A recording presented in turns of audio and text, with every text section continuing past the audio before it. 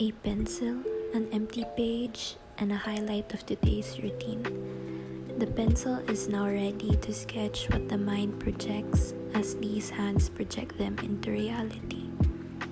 I delve behind these entries where I discover my thoughts lurking and lying exposed in the light of the present. This is the freedom of creation. From mind to body, I visualize the feeling. I cleanse the old and create something new.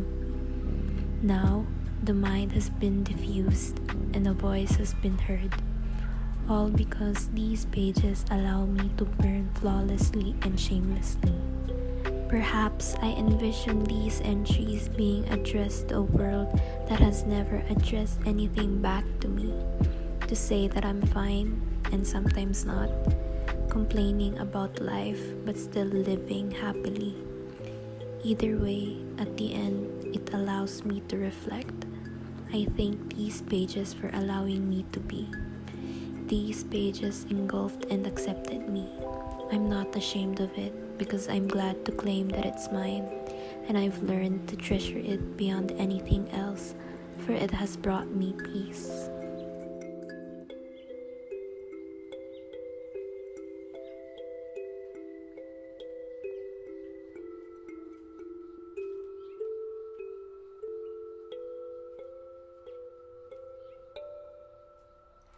For better or for worse, everybody turns to someone or something when stressed and or faced with troubles.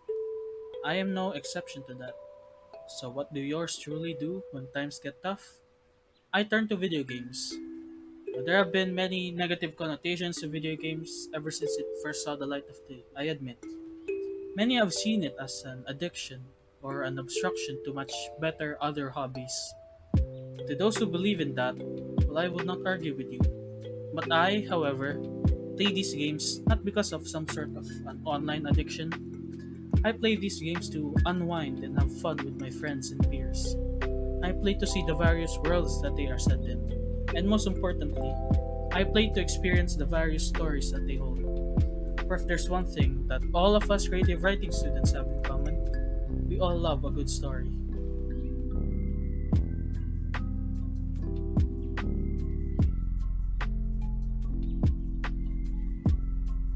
Sitting all day in front of the screen of my laptop not only strains my eyes, but also gives me neck and back pain. It's not just because of the stress from academic tasks, but it's also because of the uncontrollable tensing of my shoulders from doing the responsibilities at school and at home. I didn't want to endure the pain without doing anything about it, so I tried to do yoga to treat them, and it was one of the greatest things I have discovered and done for myself. Not only does it indeed relieve the pain and tension from my neck, shoulder, and upper back, but it also teaches me to relax and accept my body, and at the same time increases my flexibility and strength, both physically and mentally.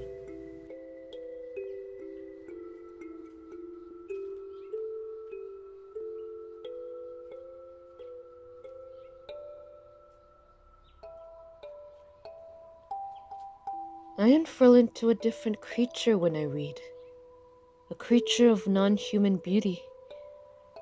Grotesquerie supports humanity's burning feathers. That is, in truth, I am ugly and burnt. In books, I am poetry. And poetry, what an iceberg, full of weight, but free at the same time. If it weeps into the ocean, the world will open into a volcano's mouth. I need the ice to live. I need it to fly. But poetry is also earth. Cool, loving earth. When I lie with it on the grass, it keeps me down. When a book hangs around my hand like vine, I am soiled, but breathing, but living, but beautiful. I breathe it in and everything begins to matter again. Everything that matters to me is beauty. And I am most beautiful in these due moments of lightlessness and unhumanity.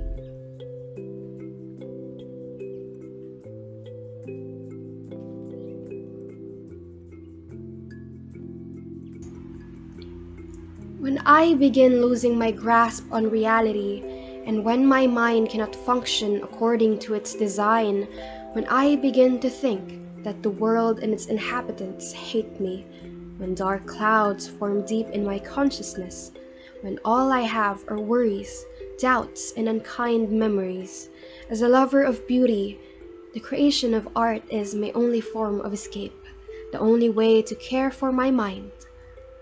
For more than half of my life, I have been a creator of different worlds, of stories, of music, of art.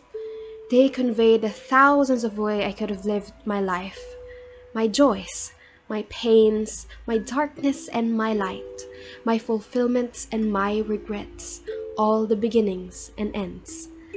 With art, I let go of all the restraints and rules. No laws can chain me.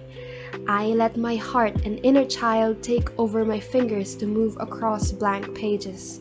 The guitar strings let go of my frustrations. Music is a translator of what my mind cannot describe. Against oblivion, I fight, using my voice so the memories immortalize.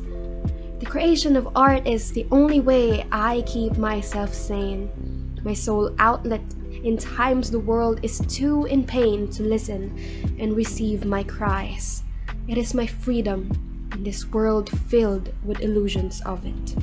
When my mind is at war, I let art tell my story.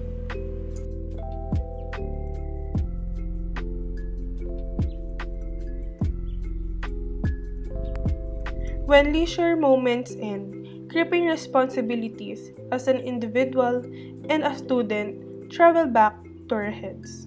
Reality returned while fantasy ended.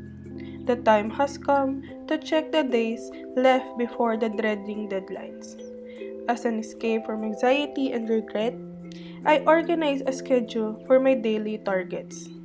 With no fancy materials, I plan what I do in a day for the whole week.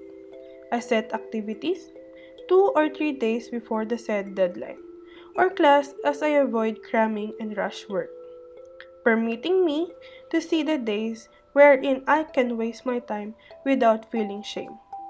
I do not need to hurdle any work because I know I have time for them. Now, fantasy and reality have their balance.